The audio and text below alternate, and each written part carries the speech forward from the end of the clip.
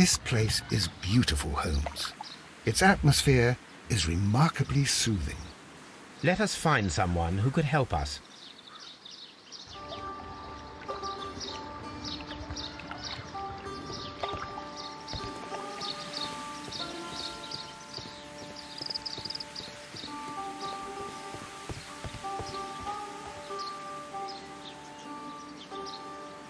Good day to you, sir. My name is Sherlock... I am exalting the sap. A while can you wait? From the trace of elements and moreover from the quality of the ambient geotropism it depends. Therefore, please, mind my gravitropism. Its balance, do not disturb. Disturbed is most definitely the word. There. Completed is the symbiosis. Welcome you are. To introduce myself I shall. I am the Green Grand Mystic. The Green Grand Mystic? Himself? This is me. Who am I speaking to? We are two gentlemen who are extremely interested in the vegetation philosophy that is advocated by this establishment. Listening to you, I am.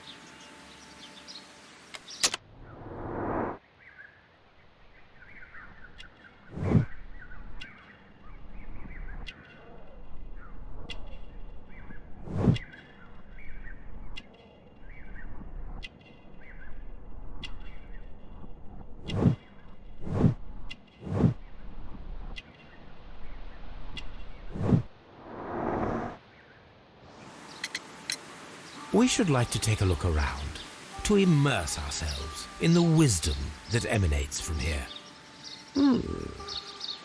It is a school of anastomosis, the divine scholastic syndicate for vegetation veneration and meditation. You may say, the divine syndicate, glory to the eukaryotic.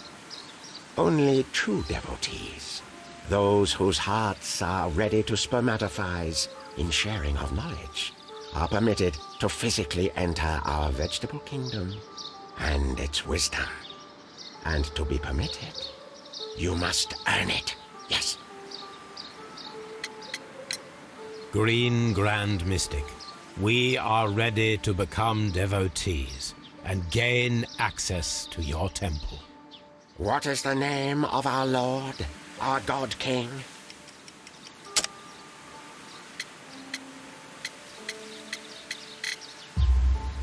Our God King's name is Treewan, Green Grand Mystic. Oh la, good, I like you. Here is the holy key to the wisdom place. Holy donation can you make whenever you so wish. Thank you so much. I pray you to taste our fertilizer substance. From the burdens of life it helps to free. But of course. Raw sap, it is called. It is near the entrance. We visited Kew Gardens, and we found your symbols on their flower pots. Coincidence, I am thinking. They would scavenge our refuse. It would not surprise me.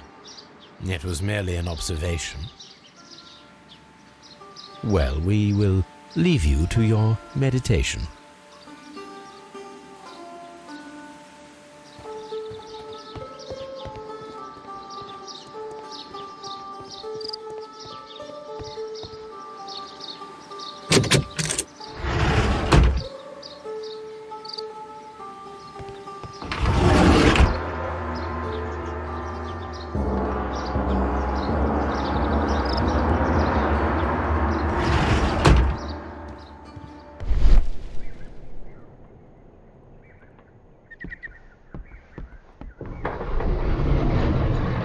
Fragment of a flower pot.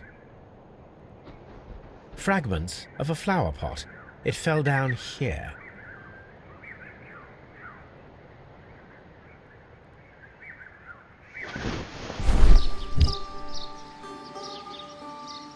The Kew Gardens symbol.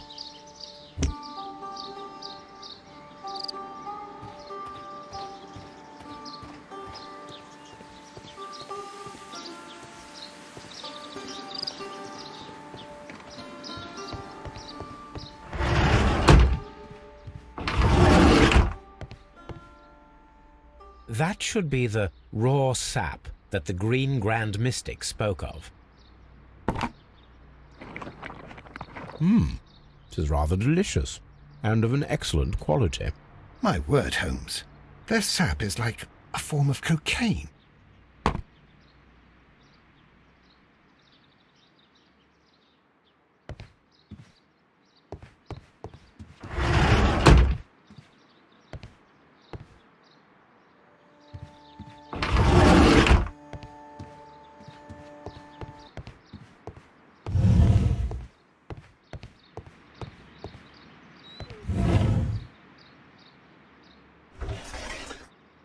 A tropical plant, nothing of interest. A tropical plant.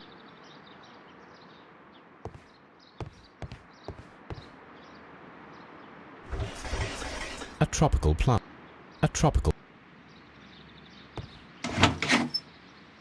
These three plants are identical to the ones shown at the exhibition. I shall take them.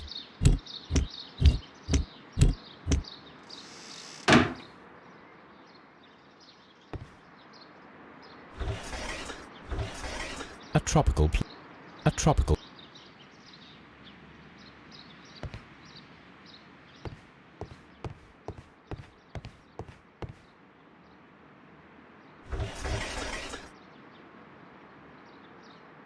Caterpillars.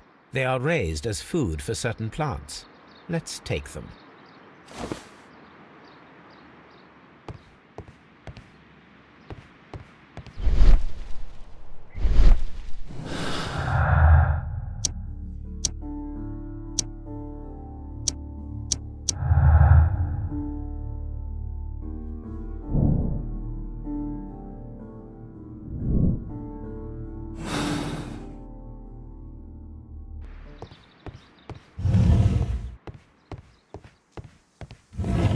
This must be Triwan, the Divine Syndicate's god.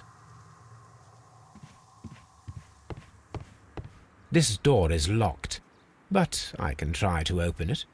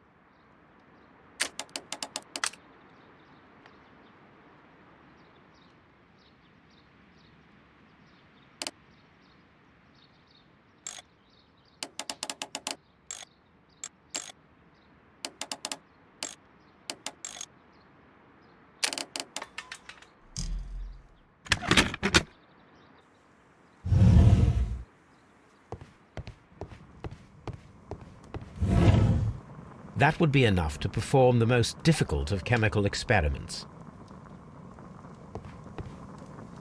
A vast amount of opium.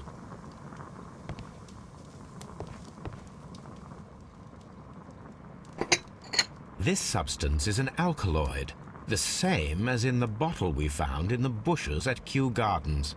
Perfect, Watson. We can begin our experiment. This cabinet is full of chemicals. They are the same as the ones we found in the laboratory at Kew Gardens.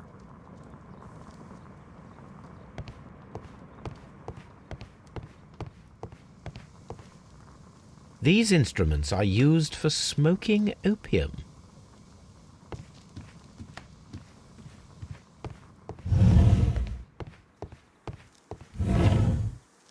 Osmosis and photosynthesis.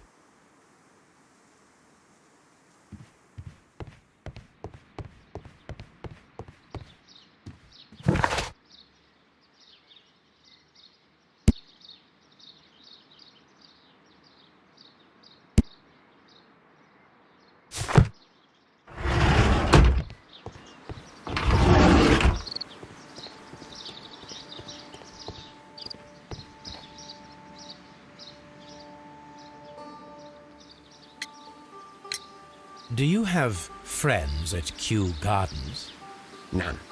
Not worthy there.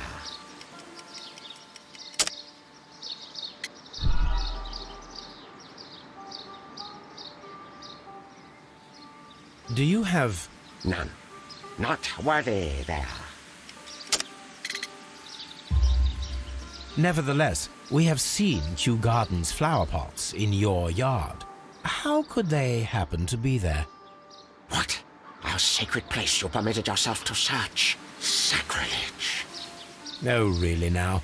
There was a theft of plants at Kew Gardens a matter of days ago, and we believe the pots we found here may be connected with it. Please tell us, were you involved? No. Those plants were ours. They had stolen them from us. How so? Their director, Dump, I believe. Done. Yes, that's what I said. He borrowed from us 3 of our sisters for the exhibition at his green fly-infested gardens. But he never gave them back to us. Excuses and imbecility. So we went in and saved them. I see.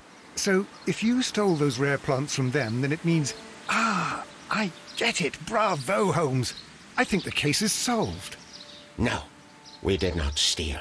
We saved. Well, as a matter of fact, we were unable to find our 3 plants. I beg your pardon. And yet you took all of the exotic plants from the stand. They had disappeared. It was the least we could do. They stole our sisters, and so we stole theirs. Well, we will leave you to your meditation.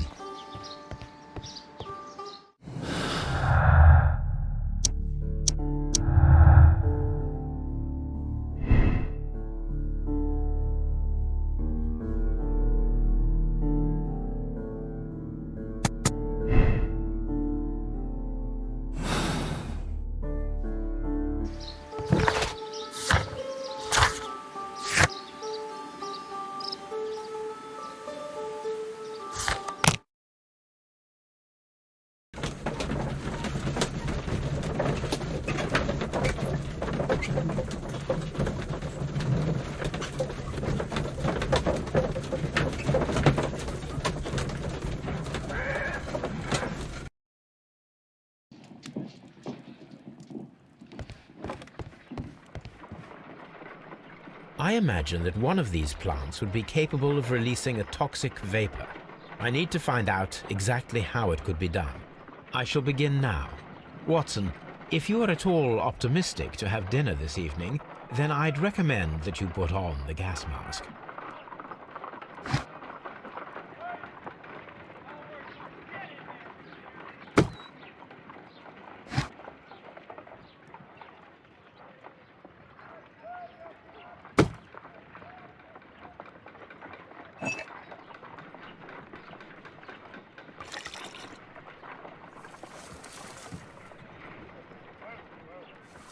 This plant becomes inactive after being drenched with alkaloid. It appears to open after being soaked with alkaloid.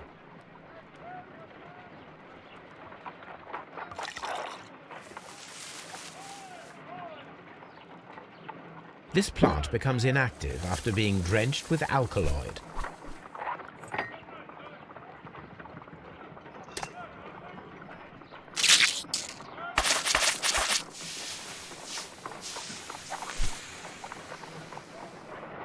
Toxic gas with spores. Extraordinary. The plants would be capable of killing only if they were directly next to the victim and stimulated at precisely the right moment.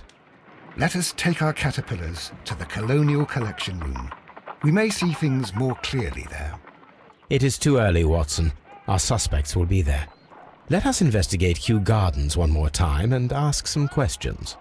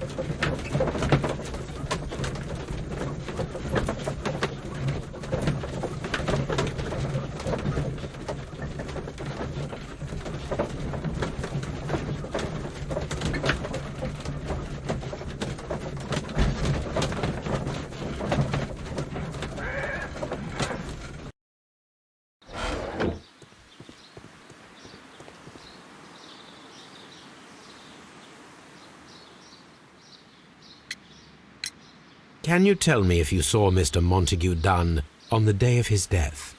Yes, of course. I met him, and we went to see Albert, his son, at around 9:30. He appeared quite calm. What were you doing on the morning of the accident? After paying multiple visits to Albert, I had a little talk with Miss White. Then I returned to my desk to complete some paperwork. Suddenly I observed that Mr. Dunn was not feeling well, so I ran immediately to fetch Albert. I clearly remember that it was around 10:30, for I was late that morning. Thank you, Mr. Hamish. We shall continue our investigation.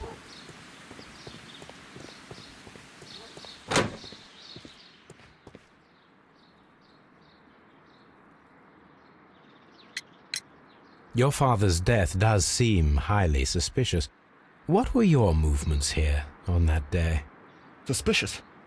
Well, I was working in the seed house, taking care of Lysa something, or Lear Pontus, or... No, wait.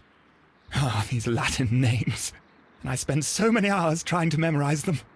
Did you see your father that day? Yes. He came here with Mr. Hamish for his weekly visit. There was nothing unusual about that. And then? Nothing. They stepped out to the backyard. It was perhaps 20 minutes before 10 o'clock. Then about 10 minutes later, I saw my father heading for the dry tropics room while Mr. Hamish returned here.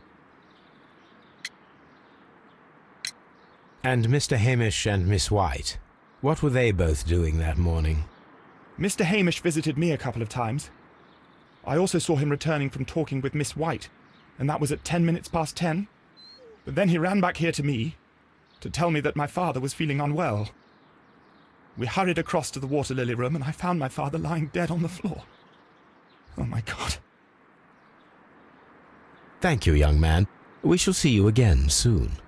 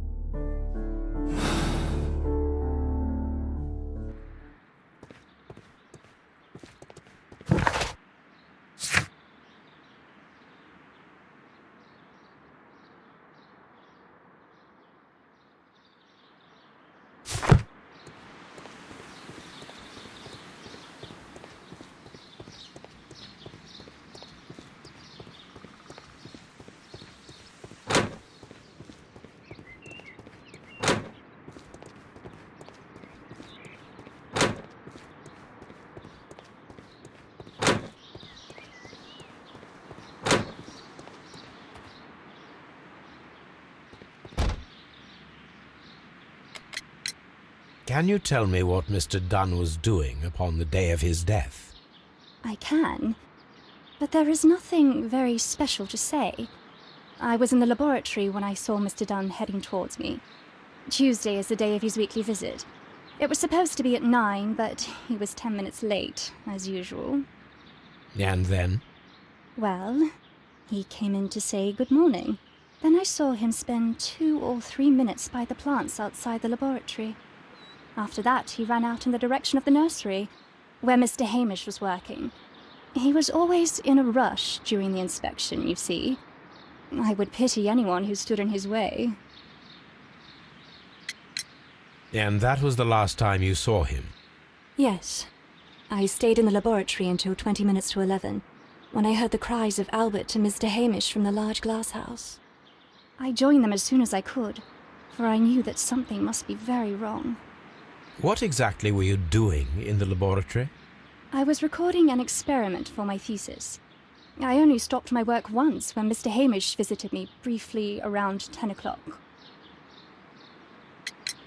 You say you were recording an experiment when the tragedy occurred. Might I listen to the roll? Certainly. Please do. You will find it in the laboratory. It is number 320. Thank you, miss. Everyone has gone, Holmes. The way is clear.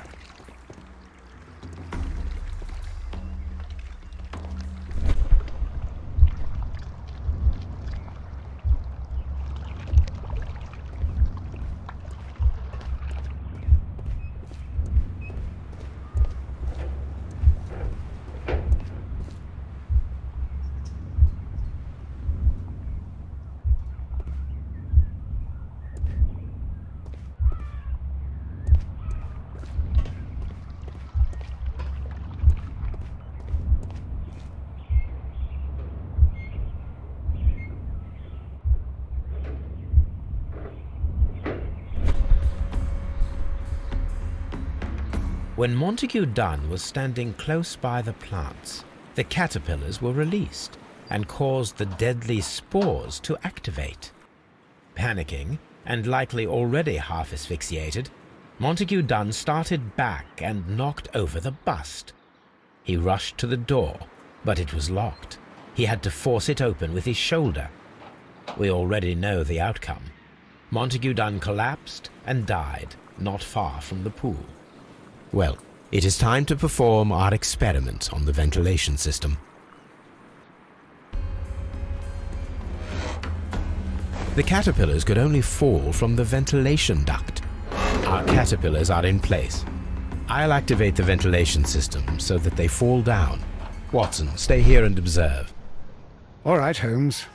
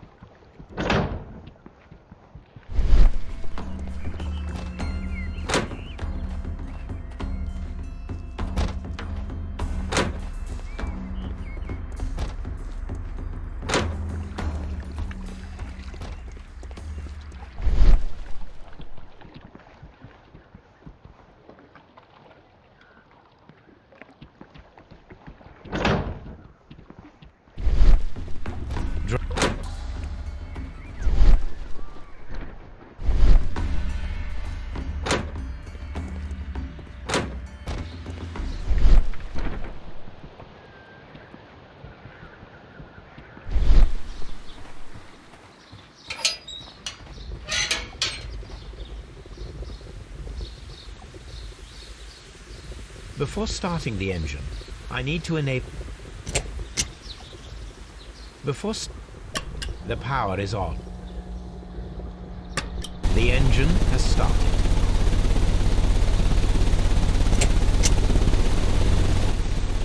The ventilation system is working.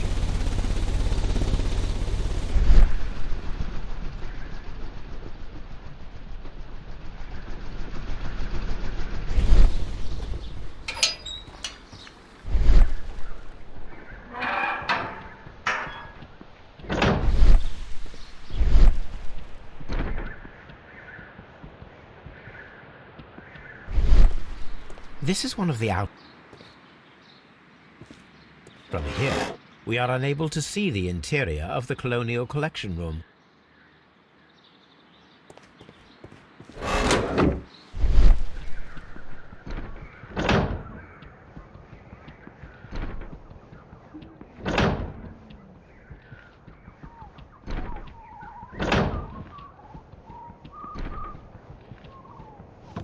Excellent. This ventilation fan is working. Let us see if I can activate the other one. We can see the interior of the Colonial Collection Room from this window.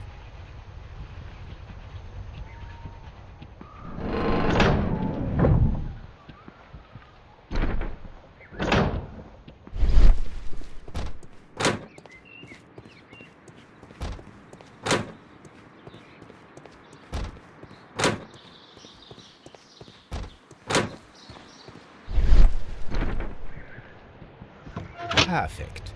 Now I just need to find Watson to check the result.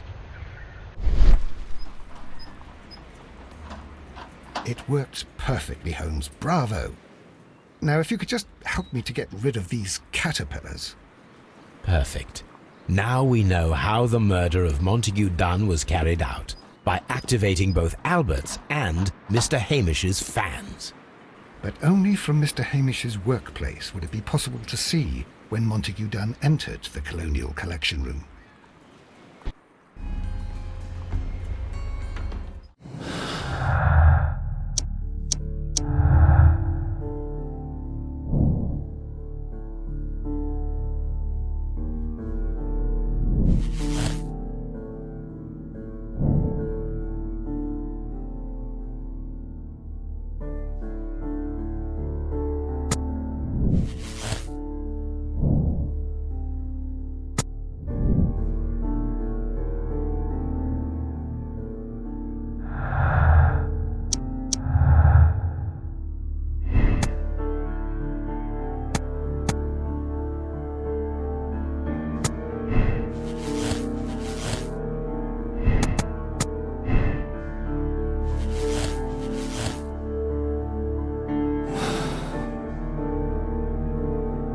Let's go to Scotland Yard.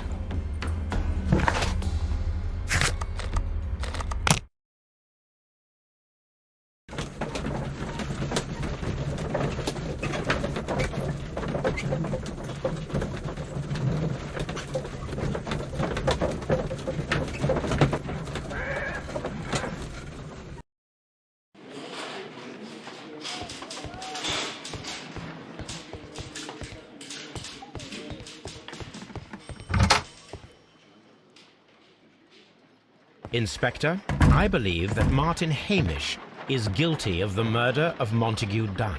Aha! I knew it. I'll send the lads around to arrest him. Very good. I shall wait to hear from you.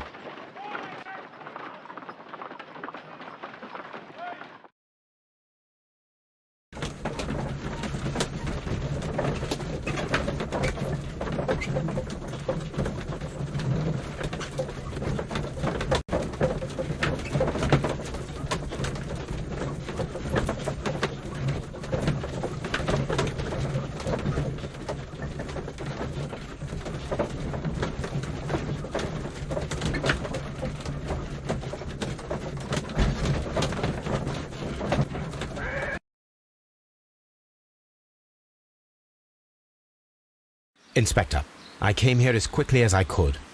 Martin Hamish is in the large glass house. There's no need to hurry.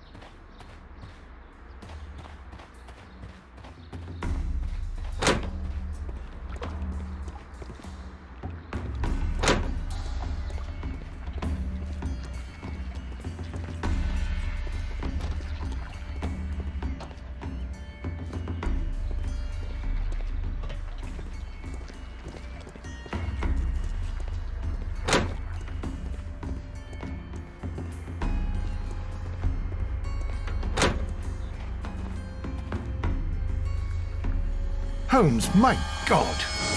Yes, we found him like that. Our messing around with the ventilation system didn't go unnoticed. Mr. Hamish realized that we knew. Inspector, could you arrange the body, please? I should like to examine it.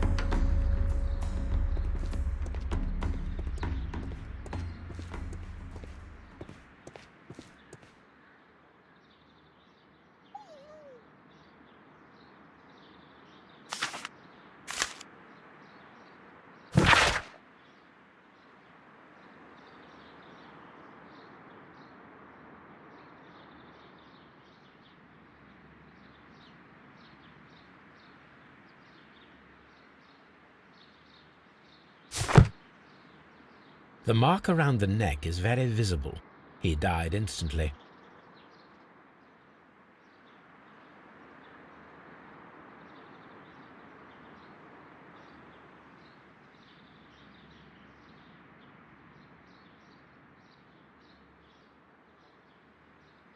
A club foot. Bravo, Watson. That is the key.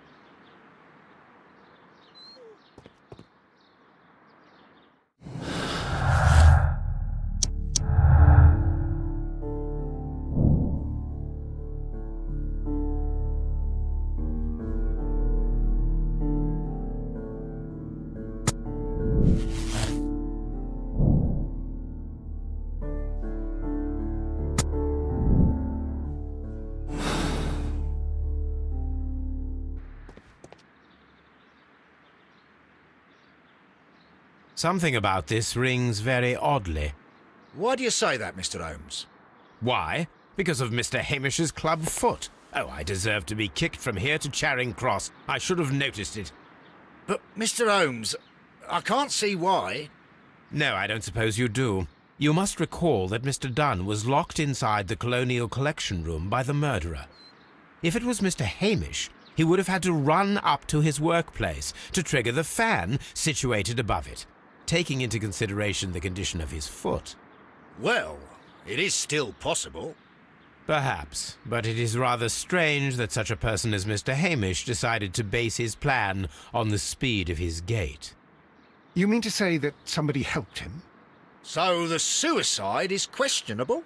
Correct. Mr. Hamish accuses only himself in his letter, and so the investigation stops. Possibly an accomplice, then? That idea had not occurred to me, Mr. Holmes. I have another idea, Inspector. Thanks to the testimony that we have collected, we are able to rebuild the events as they took place that day.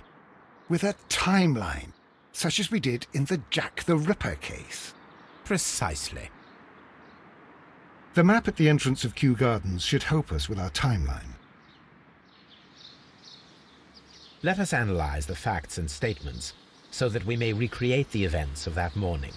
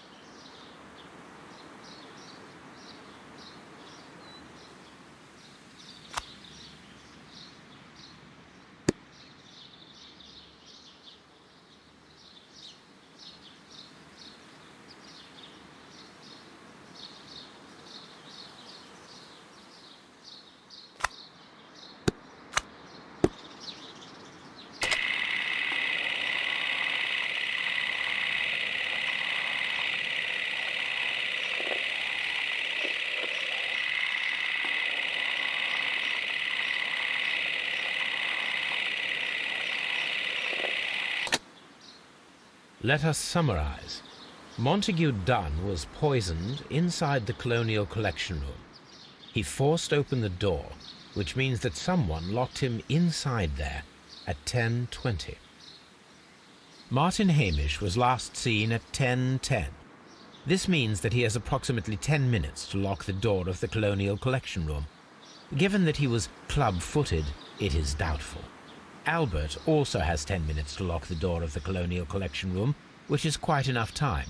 Miss White was last seen at 10 o'clock, which means that she had approximately 20 minutes to lock the door. More than enough time. Perfect, Watson. Now, let us ascertain who assisted Martin Hamish in killing Montague Dunn.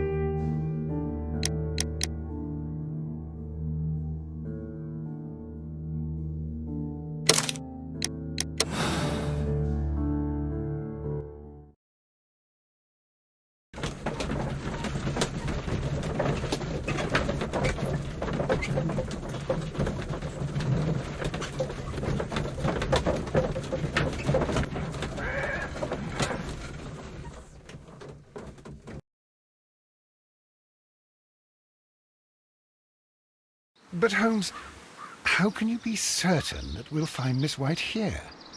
It is obvious, Watson. Just use your brain. I am using it. I do use it.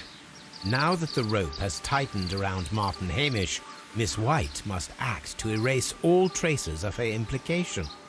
After the suicide of her accomplice, there is one final trace remaining: the deadly plants of the Divine Syndicate. She will be there. Very good. Shall we go? Just one moment. Now listen to me, Watson. I shall see her alone. You will conceal yourself behind her, quietly. Whatever are you planning? Nothing spectacular. The impulses of women have always been a mystery to me, but she is a bold one, and so we must be cautious. All right. You can count on me, Holmes.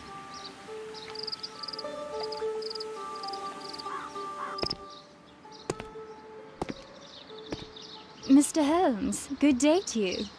You do not seem surprised, Miss White. Well, I was expecting you. Not for too long, I believe. So please tell me, as it is still unclear, who planned the murder? Was it you? You were wrong, Mr. Holmes. It was Martin Hamish, then. You managed to convince him to take on a more prominent role. You could not be further from the truth. You think that you can fool me? You don't care what I think.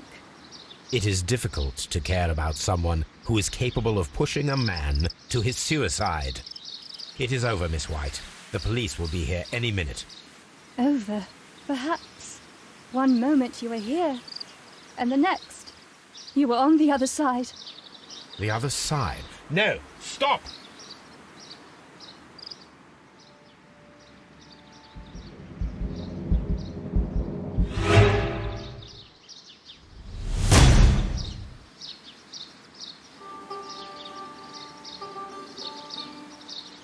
This is tragic, Holmes. Are you able to do anything? I'm afraid not. The poison has been fulgurating. Her heart stopped instantly, poor child.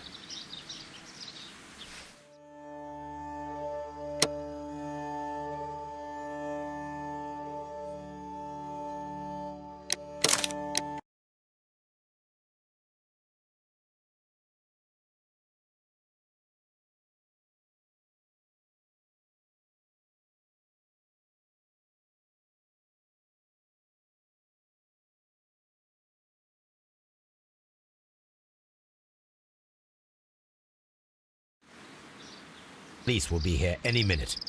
Over. Perhaps. The other side. No! Stop!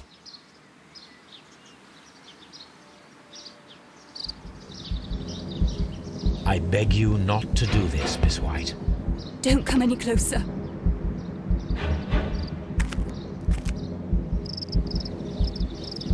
Please remain calm. We can help you. Not one step further. Don't try to stop me. Stop this foolishness. You cannot truly want to die. No, it's too late.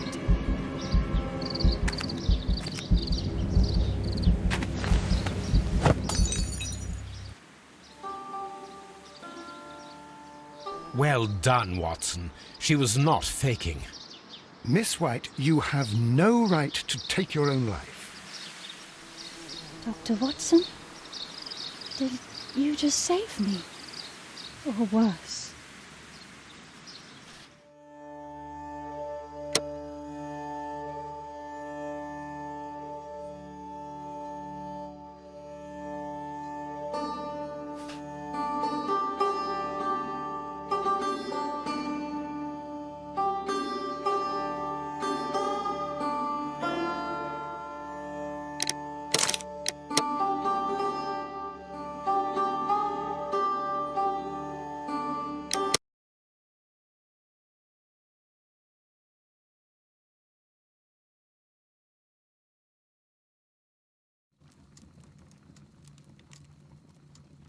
Where are you going, Holmes? Have you been invited somewhere? We have been invited, Watson. We have. Where to? To the Baker Street Irregulars' annual dinner. They sent us an invitation. It is on the table. A dinner? How could those street urchins afford anything like that? I can't understand your interest in them, Holmes. They're dirty. They wouldn't hesitate to steal your wallet. Watson, you should be excited. It is a secret dinner. Its location changes every year. Read the menu. Sounds mouth-watering. All right. We, the secret police of Baker Street, invite you, Sherlock Holmes, and Dr. Watson to our annual dinner. Menu, entree, frozen rat head salad. Is this a joke? Not at all. Pray continue. Main course, sow's udder in Danny Nutcracker's way. Sounds disgusting, Holmes. Hedgehog goulash. Street turnips in homemade juice. And it goes on. I can hear them on the stairs now. Oh, we can't go there. We can't eat that. Watson, you'll hurt the feelings of those poor children. We have to go. Oh, Mr. Holmes. It is fine, Mrs. Hudson. Mr. Holmes! Wiggins, Dr. Watson is getting ready. He will be delighted to join us. You don't look well, my young man. Is there something wrong? Don't tell me the dinner is cancelled. Mr. Holmes is my brother Leighton. He's in a prison cell. They say he's killed 2 men. You have to help us, Mr. Holmes, because I know he didn't do it. Where is he now? From what I've heard, they took him to the yard, and they gave him a good beating already. You know what they're like. They'll hang him. They won't look any further. Holmes, we have to help him. Well, and forget about the dinner.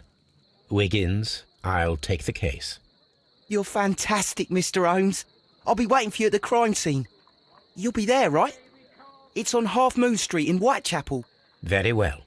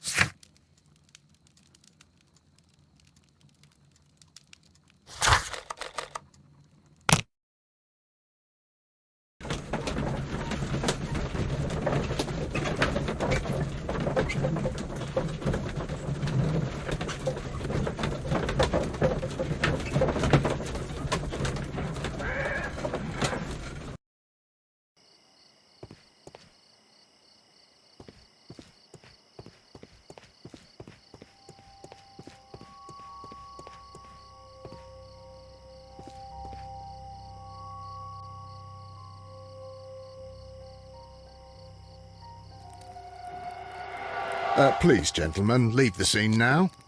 Oh, Mr. Holmes, is that you? Good evening, Constable... Constable Marrow. I was here with Inspector Aberline during the Ripper case, Mr. Holmes, back in '88. But then this is nothing like that case. With this one, we've got the murderer, the weapon, and the statements, which speak for themselves. Of course, Marrow. But you know that appearances can sometimes be deceiving. Who were the victims? The two men here, both shot.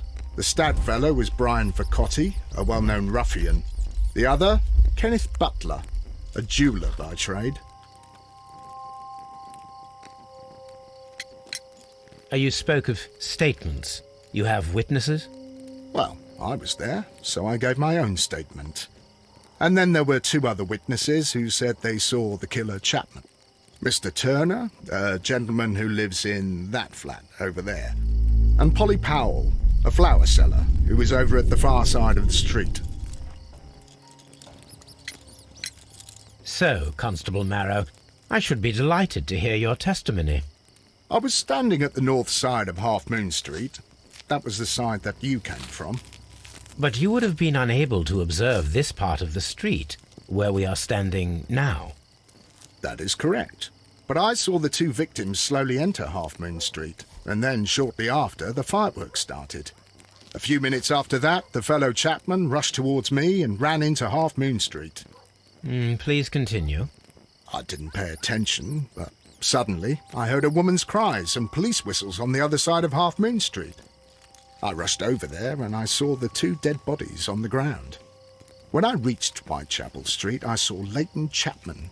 He'd been caught by two police constables. Did you hear the shots? I didn't hear any shots.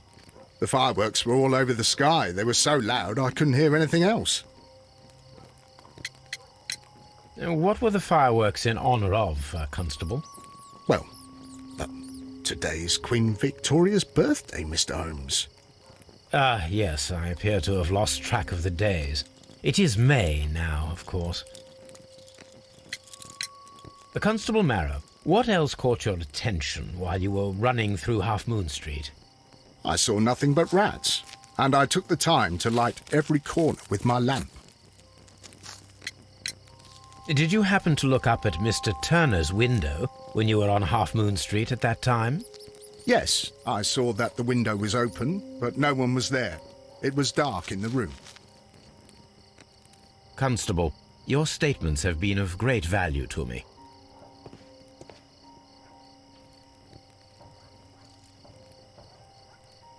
The bullet struck his head. This man didn't stand a chance.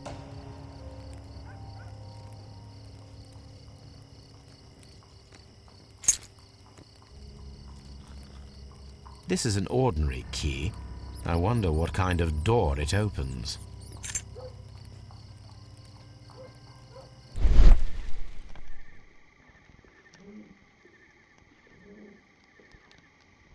A piece of wood that has stuck between the cobblestones. Let us take a closer look.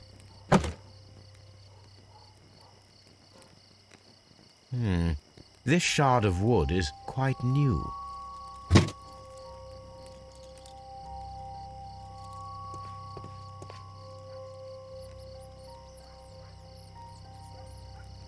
He tried to stop the bleeding with his hand. Death was not instant. The bullet penetrated his stomach, a dreadful wound.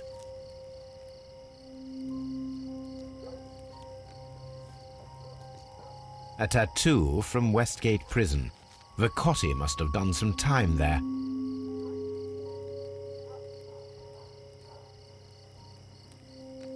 Brian Vercotti suffered greatly. What a terrible way to die.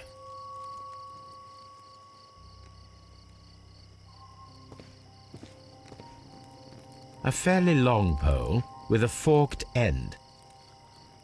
A fairly long...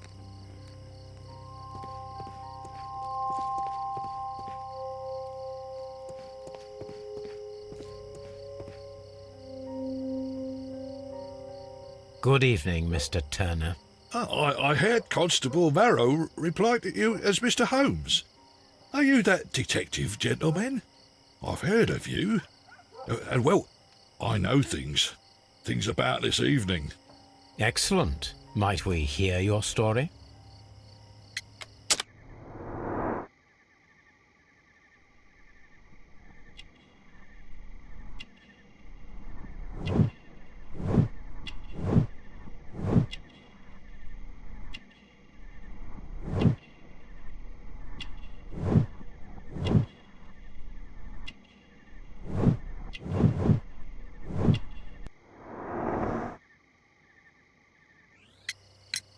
Could you tell us everything that you may have seen or heard? I was already in bed when the fireworks started. A few moments after, I clearly heard 2 gunshots from outside. Please continue. I quickly got up and I grabbed the lamp from my nightstand and I rushed towards the window. I looked down and I saw 2 bodies. And there was a man with a gun who was standing nearby. Where exactly? Well, near this body. Did he notice you? I don't think so. He rushed towards Whitechapel Street without looking around. Mr. Turner, did you see anyone else in the street? No, I saw no one but that man, the murderer, the fellow they caught. Were the 2 shots you heard consecutive? Yes, there was a very short pause between them, and they sounded different somehow. It seemed to me that the second shot was louder than the first. That is an interesting comment. Mr. Turner, what were your actions after you stepped up to the window? I was afraid that the man with a gun might return, so I stayed close to the window till I saw the policeman coming in the Half Moon from Whitechapel. Then I walked out to tell them everything I saw. You have helped us a great deal, Mr. Turner.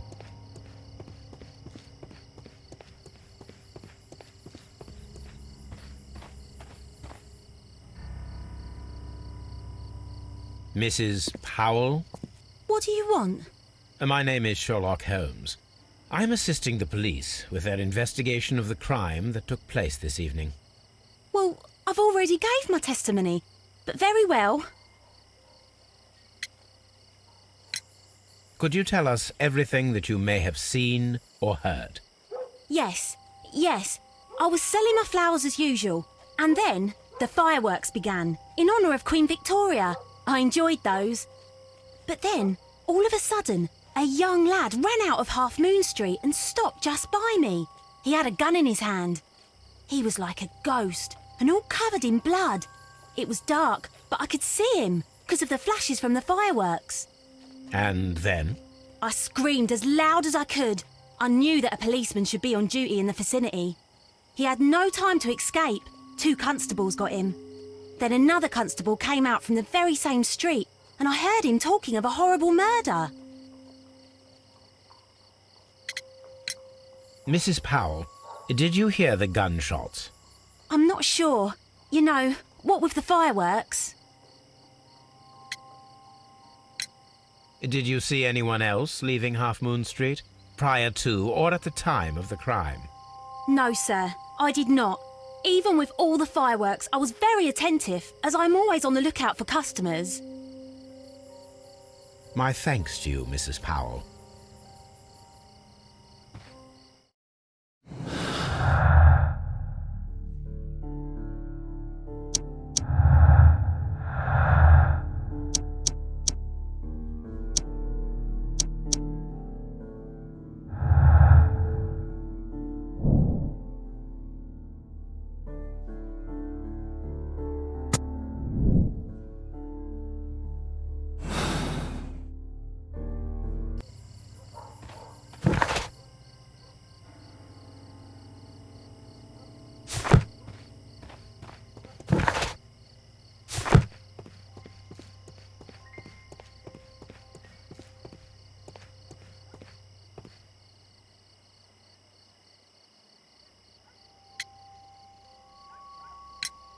Mr. Turner, You have stated that you remained close by your window after the crime, is that correct?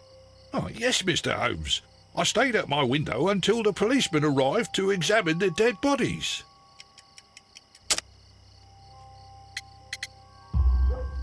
That is very interesting, Mr. Turner. Constable Marrow stated that he did not see anyone at the window when he was running through Half Moon Street. Well, I think Constable Marrow and me, we might have been distracted by the whistles and shouts coming from Whitechapel. We could have missed each other somehow. You understand what I mean? It was a bit of a stressful moment, to tell you the truth, sir. Allow me to form my own theories, Mr. Turner. Would you mind showing me the view that you had from your window? Not at all, Mr. Holmes. Please, follow me. Mr. Turner appears to live very modestly. The books on this shelf are in a mess. It looks as though Mr. Turner was trying to find something in a hurry here a short while ago.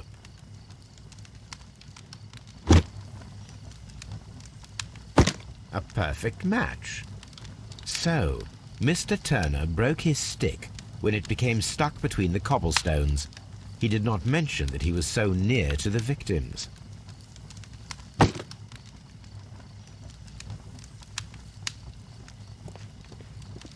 Mr. Turner was roused from his bed by the sound of gunshots.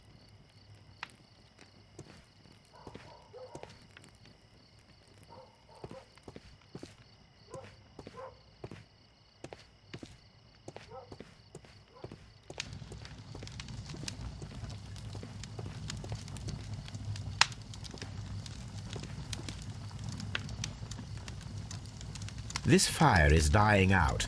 It was last tended to over an hour ago.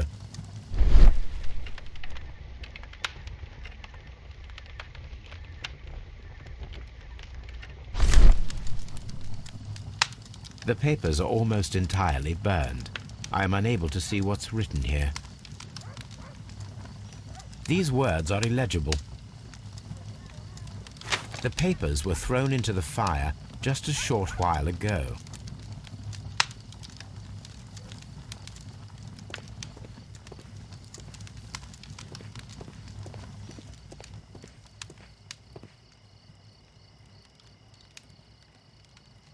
This kitchen knife is quite sharp.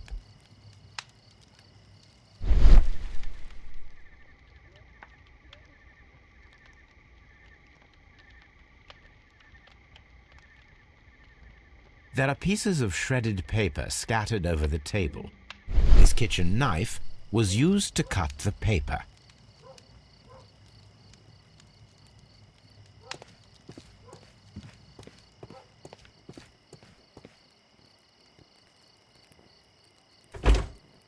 So, that's the view Mr. Turner had when he opened the window. The dead body of Kenneth Butler. Brian Vercotti's contorted corpse. Mr. Turner had a perfect view of the crime scene. He saw the bodies clearly, and Leighton Chapman standing over them.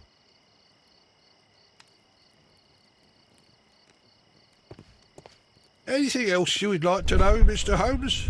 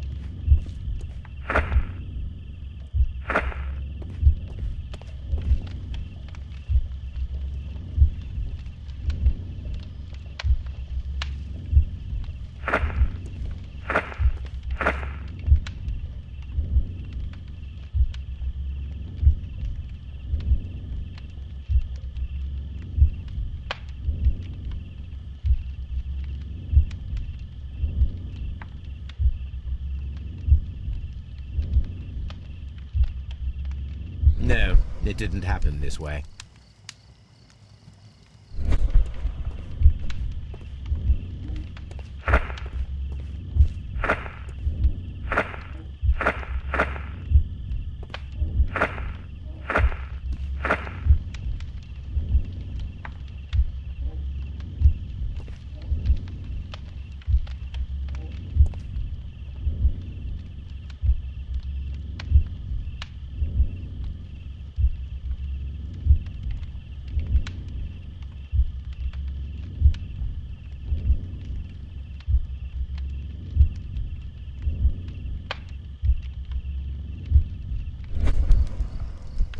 So Mr. Turner used a book to hide an object that he found on Kenneth Butler's body.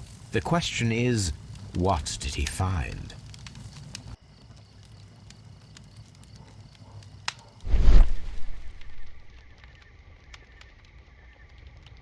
I can see prints from greasy fingers upon the cover of this book. Let us take a closer look. Well now, what a find! A precious jewel, concealed inside a book. A bracelet with a unique ram's head design, a distinctive feature of ancient Grecian artifacts, probably of the Hellenistic era.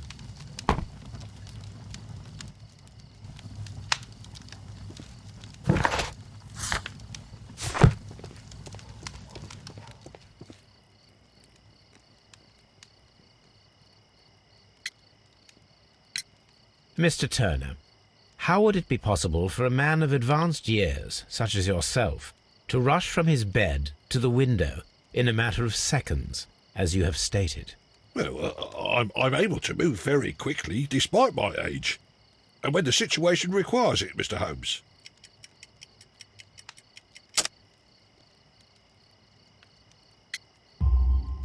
I highly doubt that, Mr. Turner. I observe that you suffer a severe limp due to your injured right leg. It would have taken at least 10 seconds for you to approach the window. That means you could have easily missed something or someone in Half Moon Street during that time. You're right, Mr. Holmes. I could have missed something. But it did seem to me that everything happened so quickly. Time can pull tricks on you.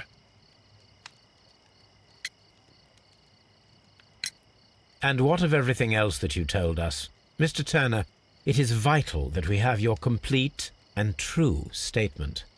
Mr. Holmes, I do assure you that the other things I said were most sincere.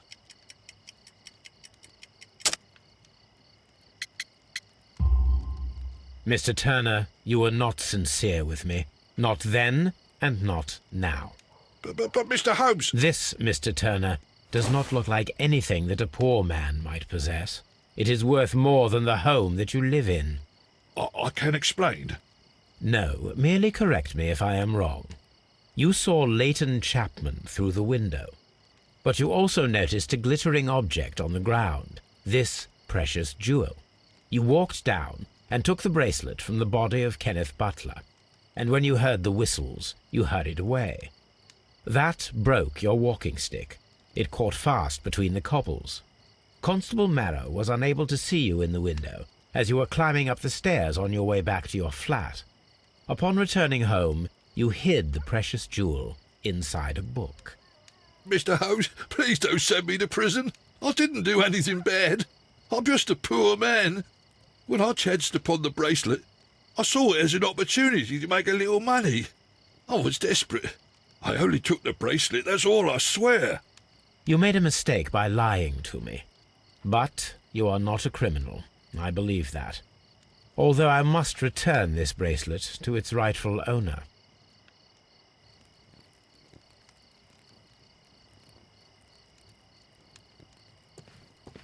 That's why it's bad.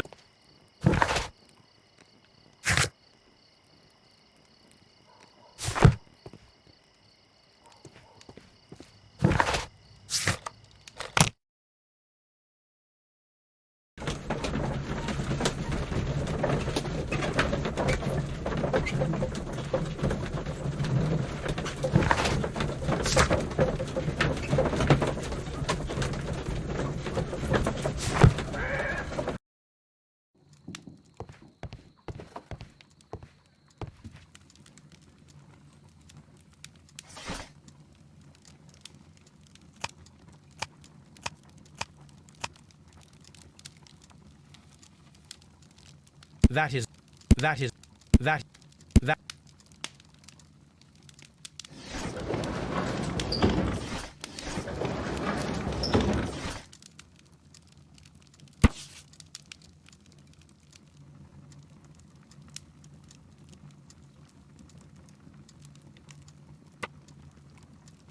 Here it is.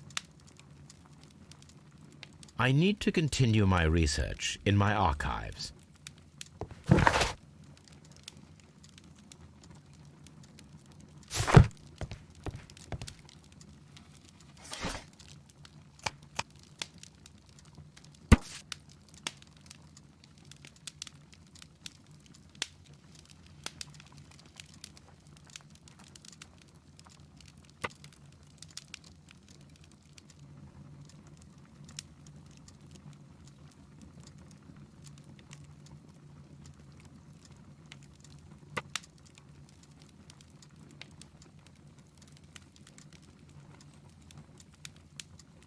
Here it is.